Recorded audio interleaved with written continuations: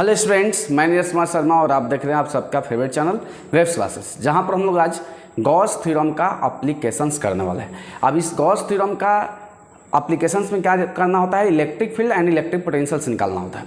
अब electric field and electric potentials निकालने के लिए अलग अलग बुक में अलग अलग नंबर ऑफ एप्लीकेशंस दिया है। जैसे electric field due to hollow sphere, जिसको कि हम लोग स्फेरिकल सेल बोलते हैं। दूसरा सॉलिड स्फीयर्स, दूसरे बाद तीसरा आ जाएगा रॉड आ जाएगा, फिर हो जाएगा प्लेट हो जाएगा, फिर हो जाएगा सीट हो जाएगा, फिर हो जाएगा सिलेंडर हो जाएगा। तो ये नंबर ऑफ केसेस है, बहुत सारे केसेस है, लेकिन इस केसेस में हम लोग सब कोशिश करेंगे कि मैक्सिमम केसेस को कवर करें। और आज हम लोग जो कवर करने वाले हैं, आज करने वाले हैं electric field and electric potentials due to the charge hollow sphere द्वारा निकालेंगे, यानी कि चार्ज हॉलो स्फीयर द्वारा निकालेंगे। चार्ज हॉलो स्फीयर हो जाता है, जिसको हम लोग स्फेरिकल सेल भी बोलते हैं। अब ये होता क्या है, तो स्फेरिकल सेल जब भी हम लोग लेते हैं तो स्फेरिकल सेल में हम लोग मान के चलते हैं कि उसका टोटली चार्ज, और होता भी है, मानने की बात नहीं है कि हॉलो, जब भी हम लोग बात करते हैं हॉलो स्फीयर्स का, तो हॉलो स्फीयर्स का जो टोटल चार्ज होता है, अभी टोटल चार्ज जो होता है इसके सरफेस पर डिस्ट्रीब्यूटेड होता है। टोटली चार्ज सरफेस पर डिस्ट्रीब्यूटेड होगा, बस इस बात को दिमाग में डाल लेना। अब ये टोटल चार्ज अगर सरफेस पर डिस्ट्रीब्यूटेड है, हम मान लेते हैं टोटल चार्ज कितना हो जाएगा, प्लस कैपिटल क्यू, ठीक है। अब इसी को कोई सिग्मा भी किसी बुक में दिया जाता है। सिग्मा मतलब कि सरफेस चार्ज डेंसिटी, यानी कि क्यू बाई ए। तो वो कोई बहुत बड़ा नया चीज़ नहीं है, सरफेस चार्ज डेंसिटी इसको बता दिया गया है, ठीक है। तो हम लोग ये टोटल चार्ज दिया है। अब इसके द्वारा इसका हम लोग रेडियस से मान लेते हैं कि रेडियस कितना दिया है, कैपिटल आर दिया है, ठीक है। इसके द्वारा तीन केस आता है, तीन केस। पहला electric field and electric potentials. अब electric field and electric potential, पहले हम इलेक्ट्रिक फील्ड बताएंगे फिर पोटेंशियल, दोनों को रेगुलर। तो electric field eight outside the point हो जाता है, यानी कि पॉइंट इसके बाहर ले लिया जाए हॉलो स्फीयर का। दूसरा आता है कि point lies on the surface, and तीसरा point lies inside the surface, यानी कि जिसमें हम दूसरा पहला केस लिए क्या, point lies outside the surface. यानी कि देख लो यहाँ पर स्मॉल आर का वैल्यू जो है कैपिटल आर से बड़ा है, यानी कि जो डिस्टेंस लेंगे, यानी कौन सा डिस्टेंस, तो इसके हम लोग सेंटर से एक डिस्टेंस लेते हैं जो कि यहाँ से स्मॉल आर दूरी पर लेते हैं, ठीक है। और यही पॉइंट पी हो गया। अब इस पॉइंट पी को लेते हुए, इस पॉइंट को पी को, हमको पी पॉइंट पर इलेक्ट्रिक फील्ड चाहिए।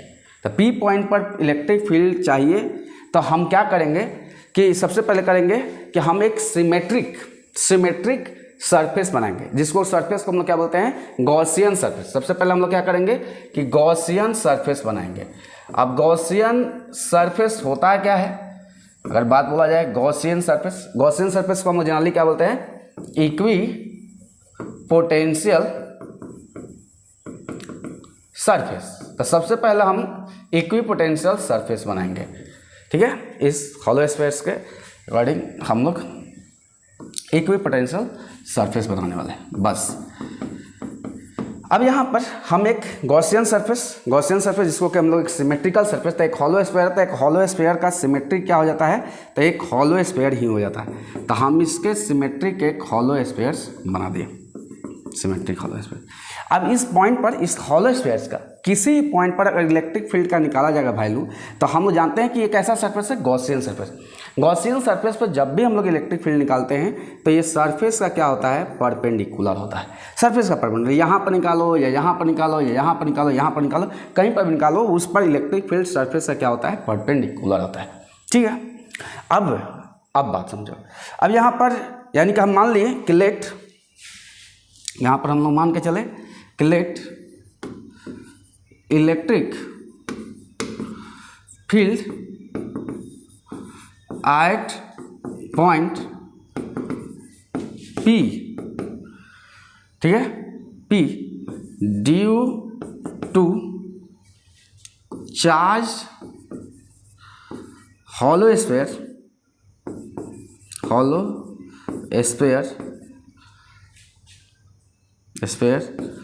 B capital E। हम मान के चलते हैं कि यहाँ पर इलेक्ट्रिक फील्ड कैपिटल E है। अब यहाँ पर अगर हम लोग इसको यूज करते हुए, then find the electric flux. अब यहाँ पर ये देखो एक गॉसियन सरफेस, तो इस गॉसियन सरफेस का हम लोग क्या करेंगे, then now electric flux passing through this Gaussian surface, देखो गॉसियन सरफेस बहुत बड़ा चीज़ नहीं है। गॉसियन सरफेस मतलब इक्विपोटेंशियल सरफेस। गॉसियन सरफेस कितना हो जाएगा, इलेक्ट्रिक फ्लक्स कितना पास करेगा, तो इलेक्ट्रिक फ्लक्स का हम लोग फार्मूला क्या जानते हैं, फार्मूला जानते हैं phi equal to integration of E, हम लोग लेते हैं ई डॉट ए, ई डॉट ए, या इसी को हम लोग लेते हैं ई ए कॉस। अब यहाँ पर क्या हो जाएगा, कॉस कितना हो जाएगा 0 डिग्री। क्यों होगा 0 डिग्री, एरिया वेक्टर, इस सरफेस का एरिया वेक्टर हमेशा कहाँ होता है, अवेदा। अब यहाँ पर सरफेस वेक्टर अगर बोला जाए तो वो भी कैसा हो जाएगा, इलेक्ट्रिक फील्ड के डायरेक्शन में हो जाएगा एरिया वेक्टर। यानी कि ओवरऑल क्या हो जाएगा, ओवरऑल हम लोग क्या ले सकते हैं, ई ले सकते हैं। इस सरफेस का एरिया क्या होगा, दिमाग लगाना, इस सरफेस का एरिया क्या होगा, तो स्क्वायर है, तो स्क्वायर का सरफेस एरिया फार्मूला क्या होता है 4πr²। दिस इज इक्वेशंस 1, ठीक है, दिस इज इक्वेशंस 1। अगर इस इक्वेशंस 1 इसको हम मानते हैं। अब अगला हम लाते हैं कि यूजिंग गॉस लॉ। अब गॉस लॉ आपको मालूम होगा, Gauss law electric flux passing through surface. अब सरफेस से गॉस लॉ अगर हम लेते हैं तो गॉस लॉ के अकॉर्डिंग इस सरफेस से कितना फ्लक्स पास करेगा। अगर हम लोग गॉस लॉ के अकॉर्डिंग बार बोल रहे हैं कि गॉस लॉ के अकॉर्डिंग, तो गॉस लॉ के अकॉर्डिंग हम जाते हैं, तो इस गॉस लॉ के अकॉर्डिंग कितना सरफेस से फ्लक्स पास करेगा, दिमाग लगाना है बस थोड़ा सा, कुछ ज़्यादा नहीं।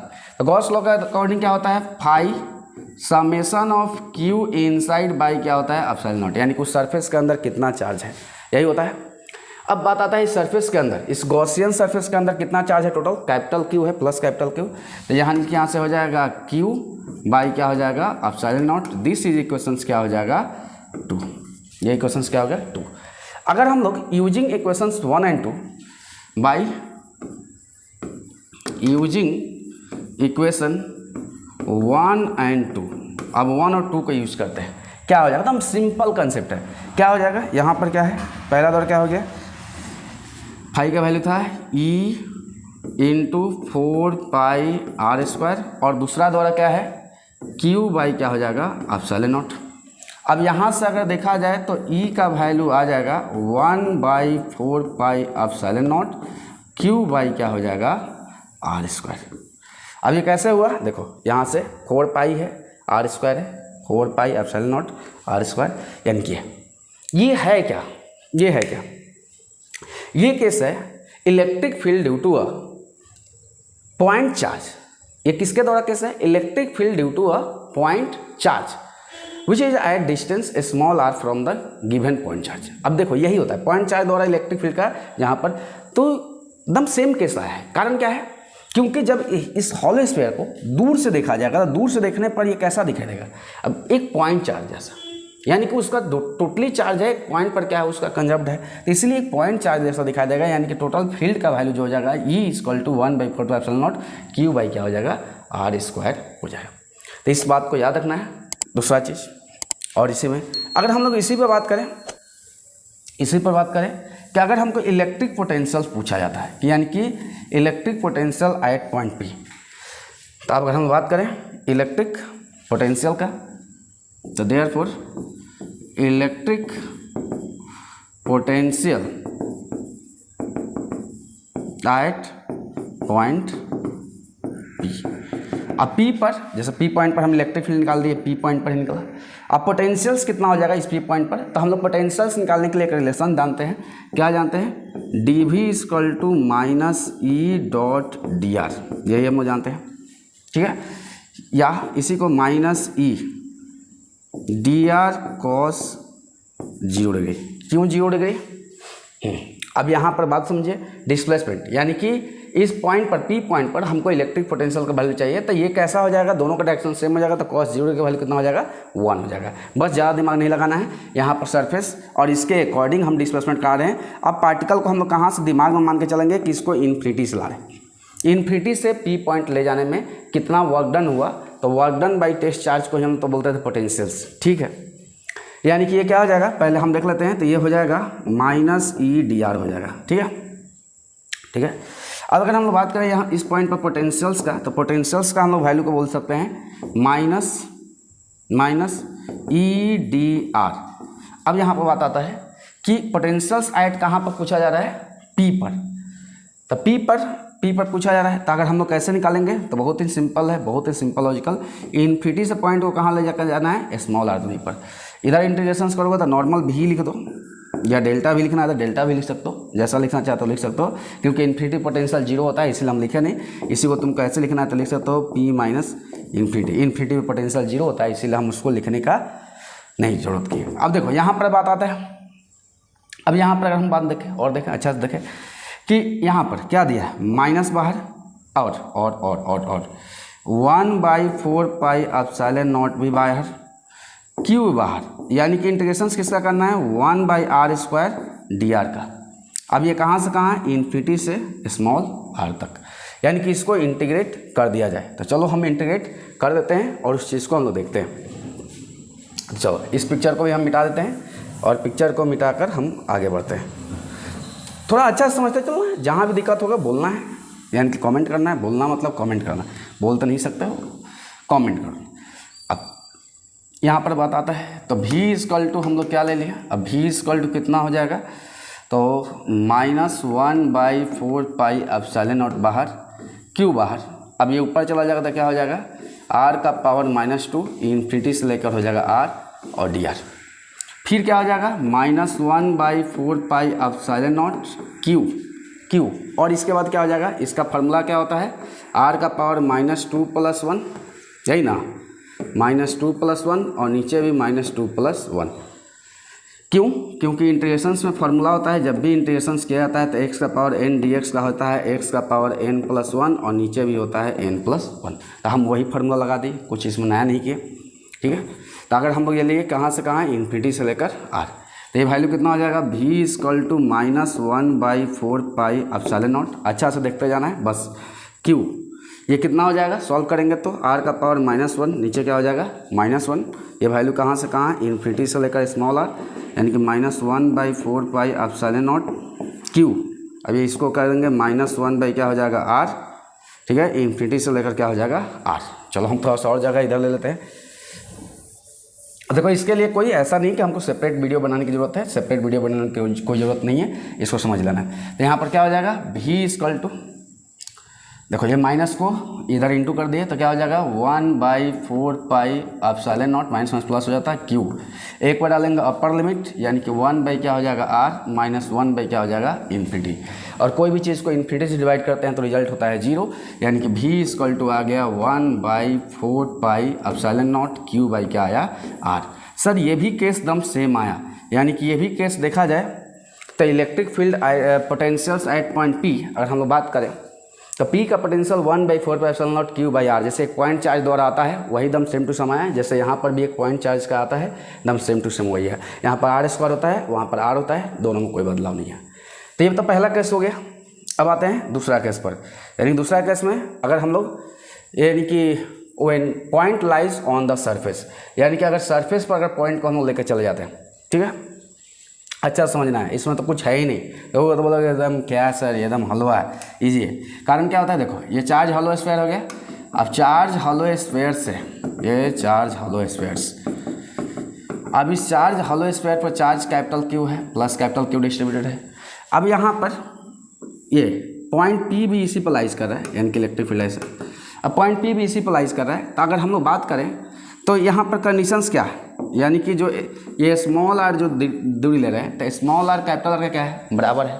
तो इसके पहले वाला जो केस निकाले थे, जैसे electric field at a point P क्या निकाले थे, 1/4 पाई epsilon not, 1/4 pi epsilon not, और साथ ही साथ क्या निकाले थे, q क्या था, स्मॉल r²। तो अब q स्मॉल r बदल जाएगा किसमें, कैपिटल R में, यानी कि 1/4 पाई एप्सिलॉन नॉट q क्या हो जाएगा, कैपिटल R²। बस हलवा था, इजी था। दूसरा अगर पोटेंशियल्स बोले तो पोटेंशियल एट पॉइंट पी यानी कि 1/4 पाई एप्सिलॉन नॉट क्यू बाई क्या हो जाएगा, कैपिटल आर हो जाएगा। यानी कि जो स्मॉल आर जितना भी था स्मॉल आर को रिप्लेस करके किस में कर दिया जाएगा, कैपिटल आर में कर दिया जाएगा। इजीली क्वेश्चंस का आंसर आ जाएगा। ठीक है, अब तो हम लोग आगे बढ़े, अब और बात समझें। ये केस नंबर 2 हो गया। केस नंबर अगर 3 हम बात करें, इंग्लिश थोड़ा सा लिख लेना है, इंग्लिश लिखते रहना है तो उससे बहुत अच्छा समझ में आ जाएगा। अब है क्या, अगर हम लोग अगला बात आते हैं कि यानी कि when point lies inside the sphere, या स्पेयर मतलब क्या, हॉलो स्पेयर। जब भी बात हो रहा है क्योंकि हम लोग हॉलो स्पेयर का केस कर रहे हैं, तो अगर हॉलो स्पेयर का इनसाइड अगर पॉइंट जाता है, चलो हम ले लेते हैं।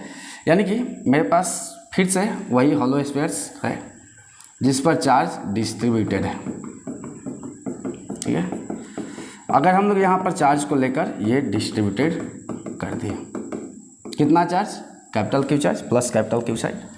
अब इसके द्वारा इसका रेडियस हम मान लेते हैं फिर से कितना, कैपिटल आर रेडियस। ठीक है, अब इसमें पॉइंट हम कहाँ लेंगे, इनसाइड लेंगे। जैसे यहीं पर हम एक पॉइंट ले लेते हैं।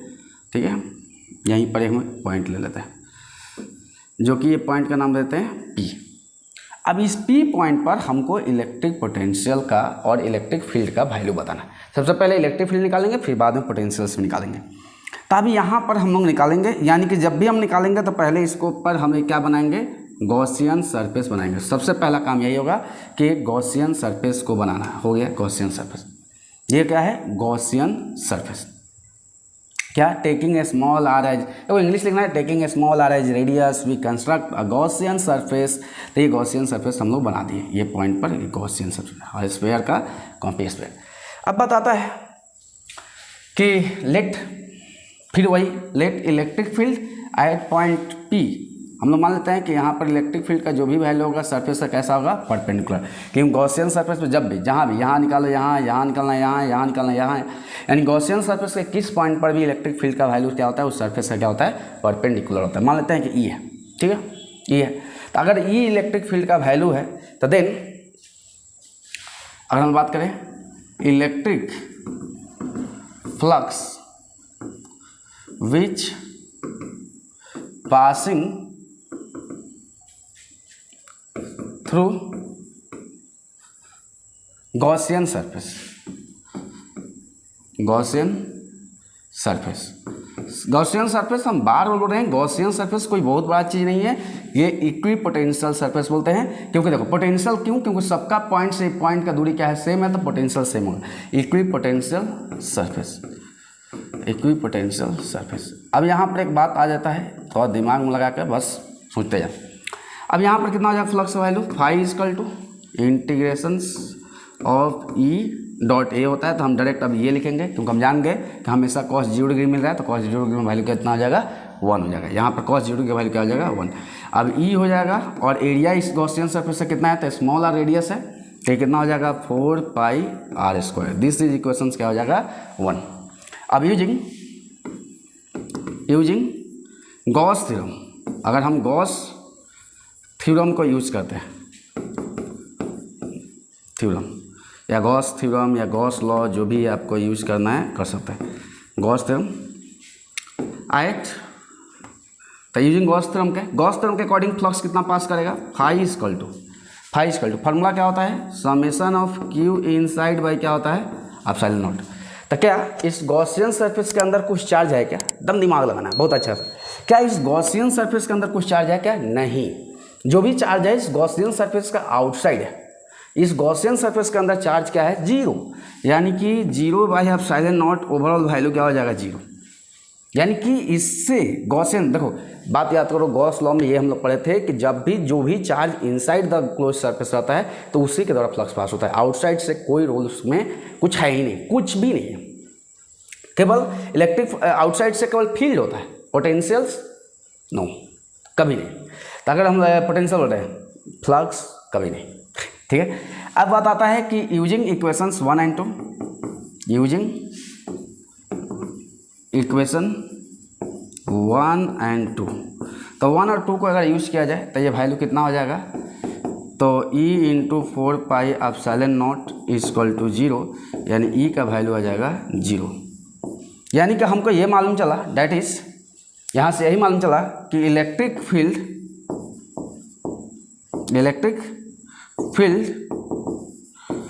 Eight any point inside the hollow sphere या spherical shell, hollow sphere is to be always 0, यानी कि यहाँ पर वैल्यू क्या हो जाएगा, ऑलवेज 0। यानी कि hollow sphere का इनसाइड अगर किसी पॉइंट पर अगर इलेक्ट्रिक फील्ड का वैल्यू बोला जाएगा तो इलेक्ट्रिक फील्ड का वैल्यू क्या हो जाएगा, 0 हो जाएगा। एकदम सोचना ही नहीं, इलेक्ट्रिक फील्ड का वैल्यू क्या होगा, 0। ठीक है, अब बताता है कि इलेक्ट्रिक पोटेंशियल सर तब क्या होगा। इलेक्ट्रिक पोटेंशियल्स के बारे में हम थोड़ा जान लेते हैं। चलो जान लेते हैं कि अगर हम लोग बोला जाए कि इलेक्ट्रिक पोटेंशियल तब क्या होगा, हम लोग फील्ड तो निकाल दिए लेकिन इलेक्ट्रिक पोटेंशियल्स क्या होगा। तो इलेक्ट्रिक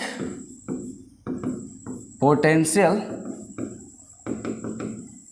इन साइड hollow स्फीयर।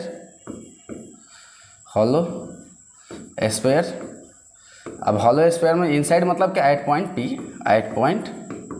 P का हम लोग बात करें, यानी कि एट पॉइंट P पर, इस P पॉइंट पर क्या होगा। तो देखो ध्यान से समझना, दिमाग लगाना बस। अब इस P पॉइंट पर अगर हम लोग बोले कि P पॉइंट पर क्या हो जाएगा, तब P पॉइंट पर हम लोग लेंगे तब पहले देखो इलेक्ट्रिक फील्ड का वैल्यू क्या है, 0। रिलेशंस क्या होता है दोनों में, dV - E .dr। अब dr जाने की जरूरत नहीं, cos 0 की वैल्यू क्या हो जाएगा, 1। तो हम इस पर आ जाएंगे -E और ये क्या हो जाएगा, dr। अब बात दिमाग में डाल लेना, अब ध्यान सुनते चलो, हर चीज़ को सुनते चलना तो एकदम मज़ा आने वाला है। यानी कि dV/dr = ये माइनस लगाना, माइनस लगा लो, E हो जाएगा। ठीक है, अब electric field inside the hollow sphere क्या है, inside the hollow sphere electric field का वैल्यू क्या है, 0 है।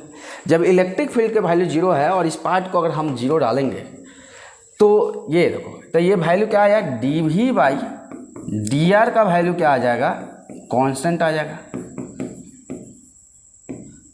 देखो कांस्टेंट नहीं, एक्चुअल में 0 आएगा, और 0 आएगा तो इससे हमको क्या मालूम चलेगा, क्योंकि ये 0 आया। 0 का मतलब क्या है, कभी भी 0 कब आता है, जब V का वैल्यू क्या होता है, कांस्टेंट होता है। यानी कि तुम पढ़े हो कि कभी भी कांस्टेंट वैल्यू का डिफरेंशिएशन क्या होता है, 0। जैसे 2, 4, 5, 6 का डिफरेंशिएशन क्या होता है, 0। यानी कांस्टेंट वैल्यू का डिफरेंशिएशन 0 है, तो electric field inside the hollow sphere तो 0 था, लेकिन electric potential inside the hollow sphere क्या हो जाता है, कांस्टेंट हो जाता है। और ये पोटेंशियल कांस्टेंट होता है तो बात आता है कि ये पोटेंशियल का तब सर वैल्यू कितना होता है। तो ये पोटेंशियल्स जब भी हम लोग बात करते हैं कि इनसाइड, यानी कि इनसाइड अगर, यानी कि electric potential at any point inside the hollow sphere is to be same at surface, same as surface, यानी कि सरफेस पर जो होगा। अब सरफेस पर क्या होता है, सरफेस पर क्या होता है बोलो, पोटेंशियल्स का वैल्यू कितना होता है, 1/4πε0 Q बाई क्या था, कैपिटल R। तो जो सरफेस पर पोटेंशियल्स होता है वही पोटेंशियल इनसाइड होता है। अब बात एक कभी कभी क्वेश्चन से हम पूछ रहे हैं, जैसे कि कंपटीशन में छोटा मोटा, जैसे नीट लेवल का क्वेश्चंस में, अब छोटा मोटा नहीं है एक्चुअल में, क्वेश्चंस का अगर लॉजिकल समझा जाए कंसेप्ट तो बहुत बड़ा चीज़ है और कंपटीशन से बड़ा है। अब यहाँ पर समझा जाए कि यहाँ पर अगर देखा जाए तो यहाँ से अगर इस सरफेस में अगर एक पॉइंट से अगर कोई दूसरा पॉइंट, जैसे P से अगर Q पॉइंट, या हम इसी को A मान लेते हैं, A से अगर B पॉइंट पर हम जाना चाहते हैं, तो A से B पॉइंट पर अगर हम कोई चार्ज को लेकर यहाँ से यहाँ कोई चार्ज को ले जा रहे हैं डिस्प्लेस करने में, उसके द्वारा इलेक्ट्रिक फील्ड द्वारा वर्कडन कितना होगा, तो उस केस में इलेक्ट्रिक फील्ड द्वारा वर्कडन क्या होगा, 0। क्योंकि इस पॉइंट और इस पॉइंट दोनों पॉइंट का पोटेंशियल सेम है, और जब पोटेंशियल सेम है तो पोटेंशियल डिफरेंस क्या हो जाएगा, 0 हो जाएगा। और जब पोटेंशियल डिफरेंस 0 हो जाएगा तो वर्कडन क्या हो जाएगा, 0 हो जाएगा। एक छोटा सा लॉजिकल क्वेश्चन यहाँ से बन सकता है, इसीलिए हम थोड़ा बना दिए। ठीक है, इस चीज़ को दिमाग में रखना है। ठीक है, चलो, तो हम लोग कुछ ग्राफ को देखेंगे, कुछ ग्राफ को हम लोग देखते चलेंगे। तो हम लोग कुछ ग्राफ को देखते हैं। तो हम लोग दोनों का केस पढ़ लिए, अब दोनों का हम थोड़ा ग्राफ को देखते हैं और फिर उसके बाद हो सके तक क्वेश्चंस लेंगे। क्वेश्चंस भी लेना बहुत ज़रूरी है। तो चलो, सबसे पहले हम लोग इलेक्ट्रिक फील्ड का ग्राफ बनाते हैं। तो इलेक्ट्रिक फील्ड का ग्राफ बनाते हैं, दिमाग लगाया जाएगा, बस ज़्यादा सोचना भी नहीं है, बस रिलैक्स माइंड से पढ़ाई को पढ़ते रहना। ये देखो, ये हो गया आर वर्सेस इलेक्ट्रिक फील्ड का ग्राफ हम लोग बनाते हैं। ठीक है, तो जब ग्राफ बनाएंगे तो होगा क्या, कैसा ग्राफ? देखो, ये हॉलो स्फीयर ले रहे हो, हॉलो स्फीयर। ठीक है, अब होता क्या है, पहले देखो हॉलो स्फीयर का इनसाइड इलेक्ट्रिक फील्ड का वैल्यू क्या हुआ, 0 हुआ।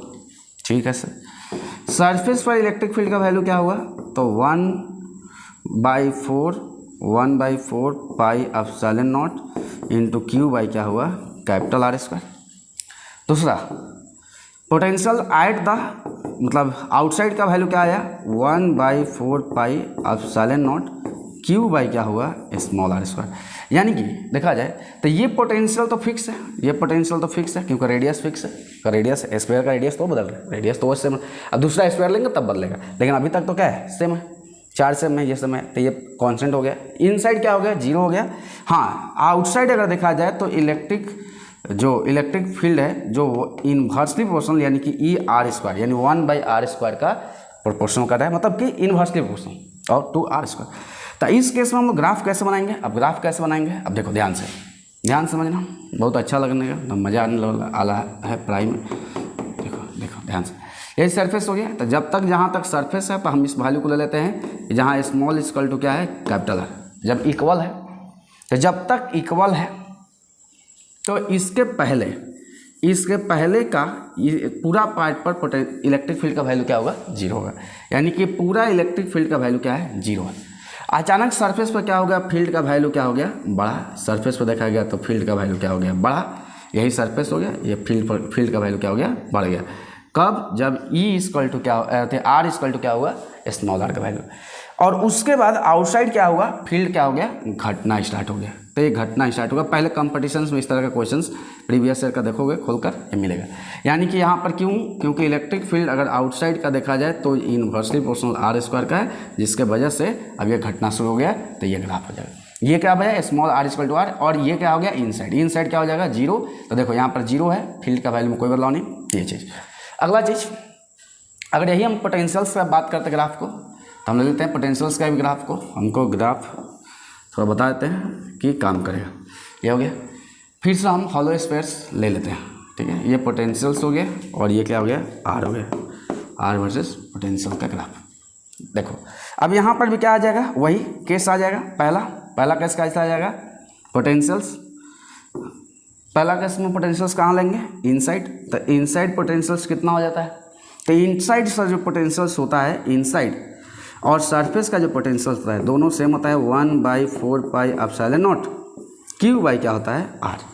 ठीक है, यहाँ पर दोनों केस में सेम होता है। ठीक है, अब बताता है कि आउटसाइड पोटेंशियल्स का वैल्यू क्या होता है। तो आउटसाइड का अगर पोटेंशियल्स का वैल्यू अगर बोला जाए तो वो होता है 1/4 पाई एप्सिलॉन नॉट क्यू बाई क्या हो जाता है, स्मॉल r।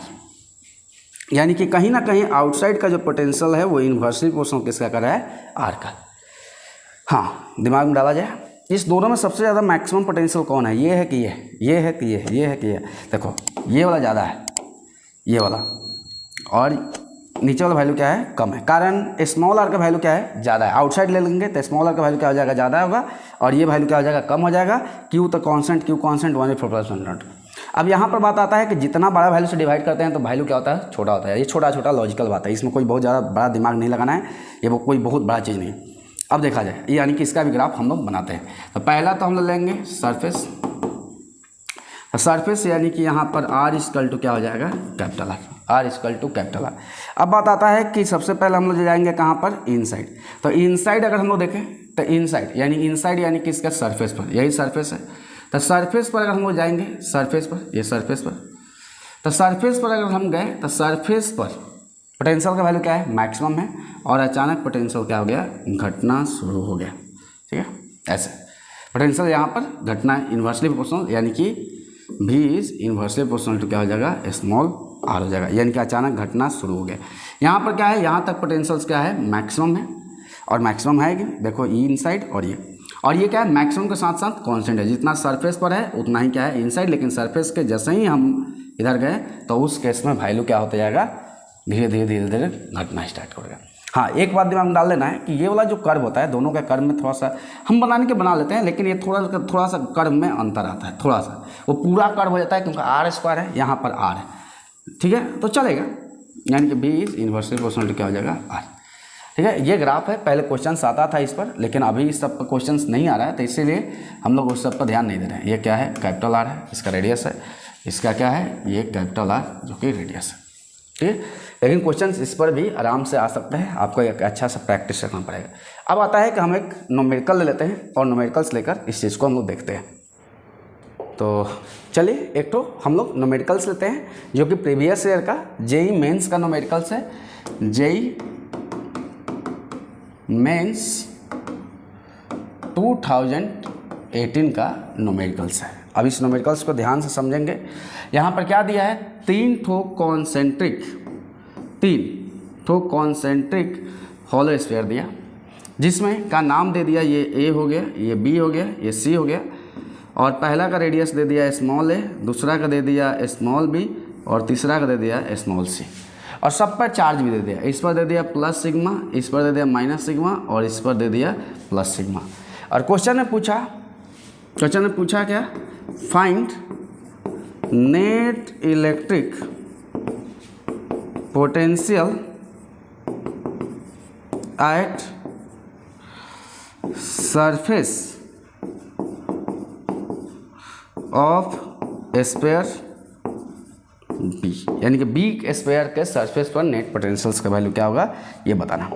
तो बहुत ही सिंपल है, क्वेश्चंस को हम लोग पहले का वी नेट चाहिए, तो यानी कि ए द्वारा पोटेंशियल्स, बी द्वारा ही पोटेंशियल्स होगा, और सी द्वारा ही पोटेंशियल्स होगा। कैसे, ए द्वारा भी, बी द्वारा भी, सी द्वारा। देखो ए के लिए अगर हम इस सरफेस का हम बात करें तो ए के लिए कैसा केस हो जाएगा, ए के लिए कैसा हो जाएगा, आउटसाइड का केस हो जाएगा। तो आउटसाइड का केस हो जाएगा तो फार्मूला डाल देना, क्या हो जाएगा फार्मूला, 1/4 पाई एप्सिलॉन नॉट। अब यहाँ आता है क्यू, अब क्यू तो दिया नहीं है सर, तो क्यू नहीं दिया है तो सिग्मा दिया।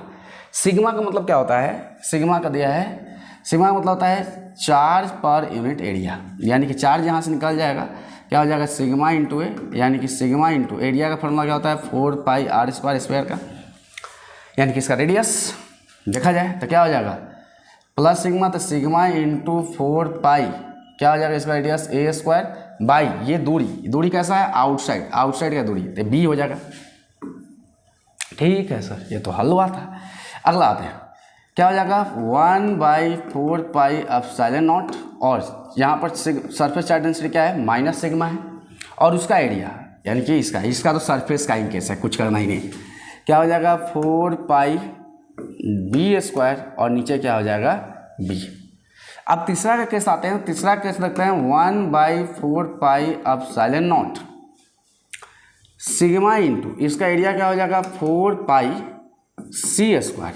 अब यहाँ पर बात आता है कि इसके द्वारा यानी इस हॉलो स्फीयर आउटसाइड द्वारा इसके लिए कैसा केस है, इसके लिए कैसा केस है, इसके लिए इनसाइड का केस है। तो इनसाइड में हम जानते हैं किसी भी हॉलो स्फीयर के इनसाइड जो पोटेंशियल्स का वैल्यू होता है वो सरफेस पर जो पोटेंशियल्स होता है वही एकदम सेम टू सेम, यानी कि इनसाइड पोटेंशियल्स क्या होता है कांस्टेंट होता है। और कांस्टेंट पोटेंशियल से हम जानते हैं कि भी कांस्टेंट होता है इनसाइड किसी भी हॉलो स्फीयर का, तो इसके लिए तो इनसाइड का केस होगा, तो इनसाइड यानी कि जो सरफेस पर पोटेंशियल होगा, तो सरफेस पे इसका पोटेंशियल क्या हो जाएगा sigma 1/4 sigma into pi c square by क्या हो जाएगा सी। हो गया, बन गया, क्वेश्चन कुछ है नहीं। यानी कि यहाँ क्या हो जाएगा, तुम चाहो तो निकालो, कॉमन निकालो 1/4 पाई एप्सिलॉन नॉट, ठीक है, सिग्मा इंटू 4 पाई को कॉमन निकाला जाए तो यहाँ पर क्या बचेगा, दिमाग लगाना है बस। ये जैसे बुक में दिया है आंसर, हम कोशिश करेंगे उसी तरह से लिख लें। ए स्क्वायर बाई क्या हो जाएगा बी हो जाएगा, यहाँ पर क्या बचा minus plus minus B square by क्या हो जाएगा बी हो जाएगा, फिर क्या हो जाएगा प्लस यहाँ पर सी स्क्वायर बाई क्या हो जाएगा सी हो जाएगा। अब यहाँ पर देखा जाए तो कुछ पार्ट कटेगा, यानी कि 4 पाई कैंसिल हो जाएगा, यानी कि वी नेट का वैल्यू बोला जाए तो सिग्मा बाई एप्सिलॉन नॉट, और यहाँ पर थोड़ा सा कॉमन लेकर दिया है, बुक में देखो तो ऐसे, अब पता नहीं क्या है, ऐसे आंसर दिया है कॉमन लेकर तो बी, और यहाँ पर सी काट दिया है और प्लस कर दिया है सी। ये प्रीवियस ईयर का क्वेश्चंस था और ये भी प्रीवियस ईयर का मेंस का क्वेश्चन था। इतना छोटा क्वेश्चंस, इस तरह का और भी क्वेश्चंस आता है, हम इसलिए बोले कि क्वेश्चंस का एक पैटर्न सीरीज ही हम लोग बनाएंगे, जो कि बाद में हम लोग करेंगे, जो प्रैक्टिस करते रहेंगे। पहले तो हम लोग पहले थ्योरी को पहले पकड़ में आ जाए अच्छा से, तो इस चीज़ को आप फॉलो स्पेयर्स को प्रैक्टिस कीजिए। अगला क्लास में हो सके तो सॉलिड स्पेयर्स के बारे में हम लोग करेंगे और इस पर भी पोटेंशियल और फील्ड दोनों निकालेंगे। हम सेपरेट वीडियो कब बनाएंगे छोटा छोटा, ताकि थोड़ा प्रैक्टिस करने में मजा आए। Okay, thank you for watching.